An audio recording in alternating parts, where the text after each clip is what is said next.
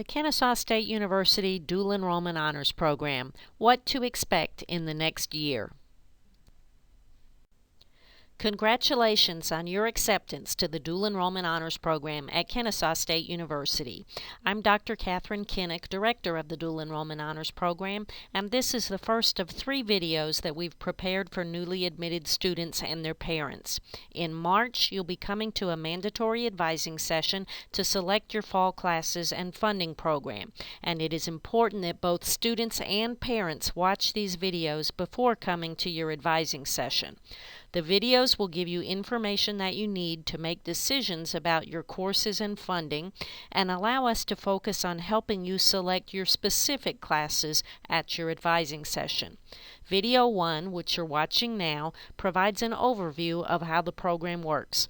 Video 2 explains the Excel and Move On When Ready funding programs. Video 3 provides information you need to know to plan your schedule and classes. First, we want to make sure that you're on the ball in completing the to-do list we sent to you in a mailing to your home.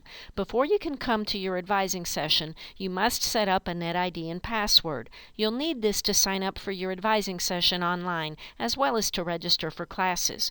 We provided instructions in your mailing, but if you have difficulty, call the Student Technology Helpline. Once you've set up your NetID and password, you'll also be able to use your KSU email account. This is important because now that you're accepted, the DEHP program and other campus offices will only send emails to your KSU email account, not to a Gmail or Hotmail or other account that you may have initially provided to admissions. Also in your mailing, you received several forms to complete and return, including an advising information form that provides parent email addresses to us so we can keep parents in the loop. It also has a policy statement that is required for participation in the program and an immunization form. Be aware that the immunization form does require you to visit your healthcare provider. If you have not returned these forms, please get them in the mail to us as soon as possible. The immunization form should be sent directly to the registrar's office and not to the dual enrollment office. All students do need to present proof of legal residency to the admissions office. You will present a driver's license, learner's permit, original birth certificate with seal, or other form of documentation described in your mailing. Students who have not done so will be charged out-of-state tuition. Parents, if none of this sounds familiar to you, please have your students show you the mailings they have received from the dual enrollment office. Now we want to answer some of your questions, starting with, how will I benefit from doing dual enrollment? Dual enrollment gives students a head start on their college classes. Our average student leaves the program with 6 college classes under their belt and more confidence that they can be successful in college. Each college course counts for both high school and college credit, so you're killing 2 birds with 1 stone. Dual enrollment courses receive an extra 0.5 weighting in HOPE calculations, just like AP and IB courses. We are an honors program at KSU, and that means you have the option to choose college honors classes or regular KSU classes. Finally, because of generous state funding programs for dual enrollment, going to college now as a dual enrollment student costs substantially less than going as a freshman. How will I get information from dual enrollment throughout the year? Email is key. It's the primary way that dual enrollment communicates with students. You should look for regular email reminders and updates from DEHP. We send these to student email accounts as well as to parent email addresses. You'll also receive an advising handbook specifically for dual enrollment students at your advising session. This is a very comprehensive guide to all things dual enrollment, and it provides detailed information about course selection, registration, transcripts, grades, and funding programs. We also have the advising handbook posted to our website, kennesaw.edu/honors/DEHP. If you need to communicate with us, we prefer that you use email so we have a record of your communication. To help us help you most efficiently, always include the student's first and last name and your KSU ID number. You can also call or come visit us on the second floor of Willingham Hall, which is close to the large social science building.